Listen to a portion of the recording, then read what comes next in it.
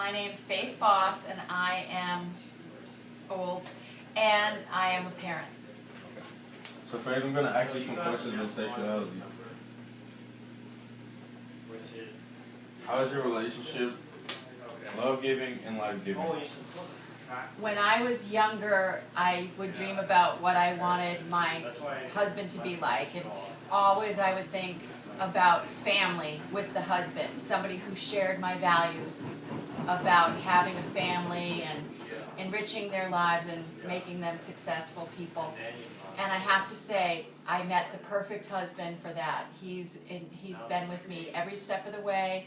We have a beautiful family, and it makes our love sacred to me, and it makes it easy to respect him and love him. Thank you for giving such a great answer, and I appreciate it. My pleasure. Okay, Faith, so since you gave me such a good answer on relationship and how they're love-giving and life-giving, what does God have to do with love and sexuality? Nothing. God teaches you self-respect. God teaches you self-respect. God gives you the sense of belonging. God gives you a sense of salvation. So how that has to do with sex is by respecting yourself, you can better understand and respect and find love in your partner. And that is how you can begin a satisfying relationship. Okay, so Faith, sexuality is a God-given gift of being a man or woman. Theology of the body teaches that goodness and sacredness of the human body, that love shares our trust in most intimate self. So, God, as we know, is love, and we were created in His image. And men and women are equal partners in God's plan for creation. Okay, so the way we work on today's show is. Hi, my name is Diego Mahar. Okay, so Diego, tonight I'm gonna ask you some questions about sexuality. So, what is one song? It doesn't have to be a religious one. Actually, I would prefer if it wasn't religious. That you know that invites you to authentically love. Well, interestingly enough, it is religious. It's the song "Kumbaya, My Lord," and the funniest part of that is the thing that reminds me of what you're saying is the exact line "Kumbaya, My Lord, Kumbaya." Okay. So today, Shmi, I'm gonna ask you some questions about sexuality. Like I said, so what does it mean to have total respect for another person?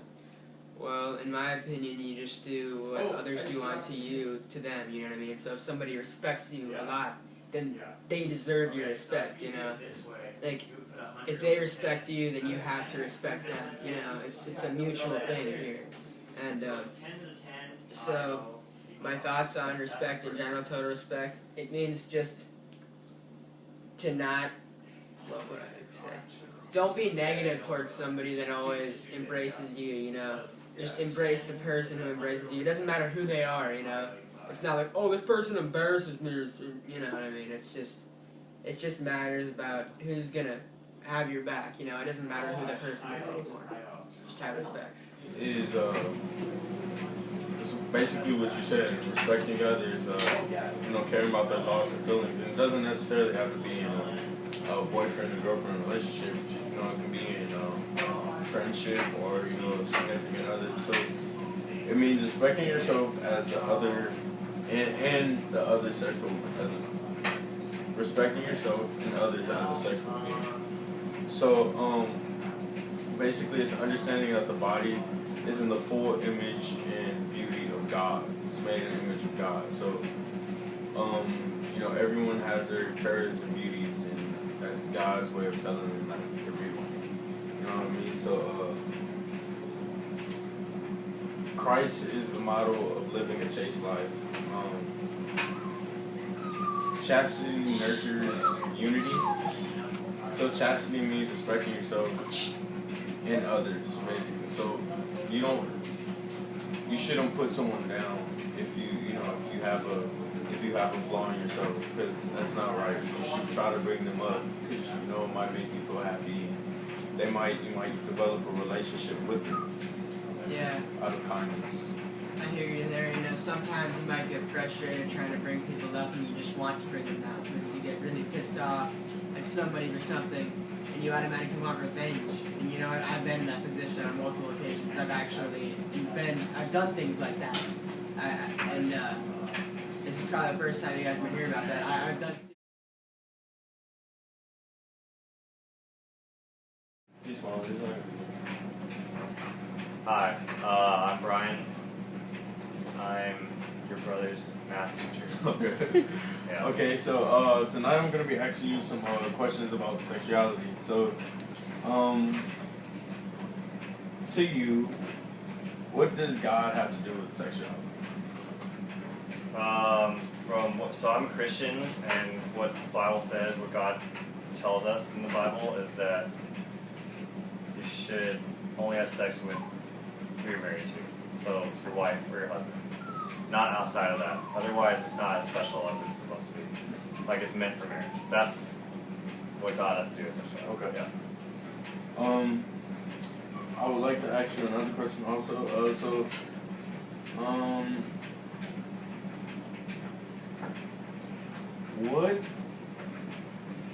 What is human sexuality? What is it?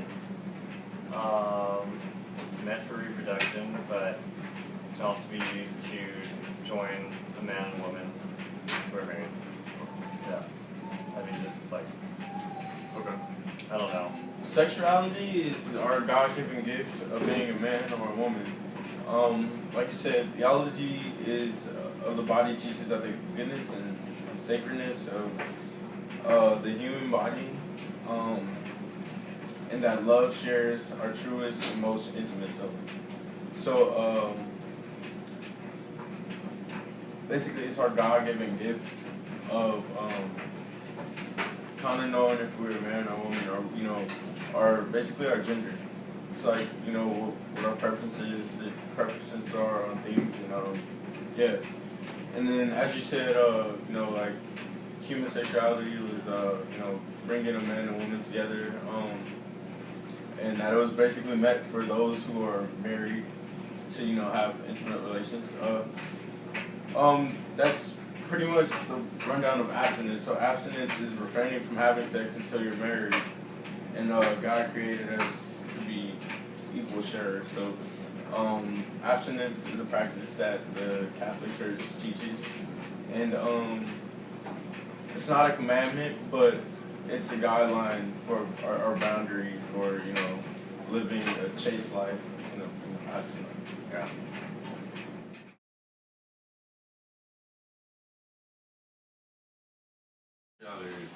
Okay. So how can you show respect for another person's body? By not groping them in That's any good. sexual ways. That's good. Okay. Any other ways? Mentally. No. Okay, so sexuality. You ready? Have you started? All right. Sexuality is a God-given gift of being a man or woman. Theology teaches that the goodness and sacredness of the human body. That love shares our truest and most intimate stuff. So, chastity is having respect for another person's body and for yourself. It doesn't necessarily have to be sexually. And one way you can show respect for a person's body is, watching your thoughts. You don't necessarily have to physically touch them, but bringing people down is one way you can disrespect them, and you want to try to stay away from that.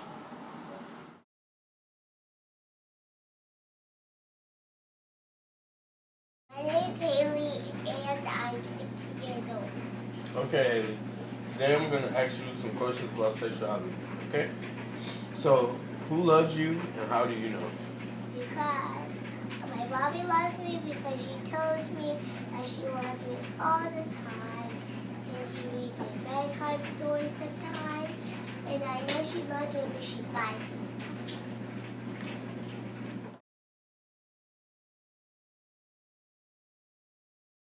David, how can you treat bodies as sacred, yours and others?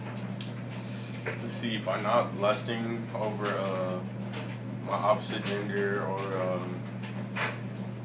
I guess realizing that a person's body is made in the image of God and that they're perfect. That's an excellent answer.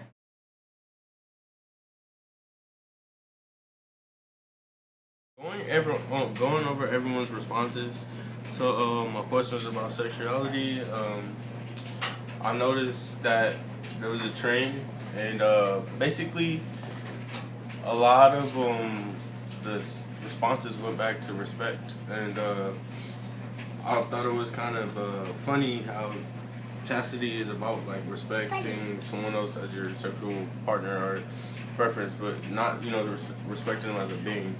And most people looked at the broad picture of just sexuality with sex, but it's not necessarily sex. Like when I asked, how can you show respect for another person, I noticed that London had said, you know, by not groping them, but I don't think she realized as a kid that you can hurt people physically or mentally with your words, and sometimes words hurt more than physical actions. So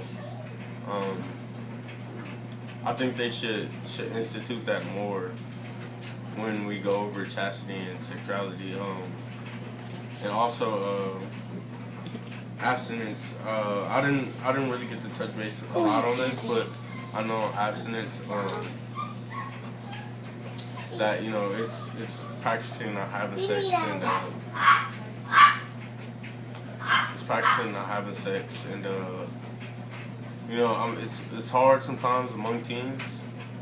I mean, it can be done, but you know, temptation is sometimes gets the best of us. You know, as long as we try our best every day, I think, and we know we tried our best, I think it's suitable for our everyday lives and our relationship with God. As far as sexuality, from hearing everyone's response and everything, I've got a better grasp on everything about it, I guess.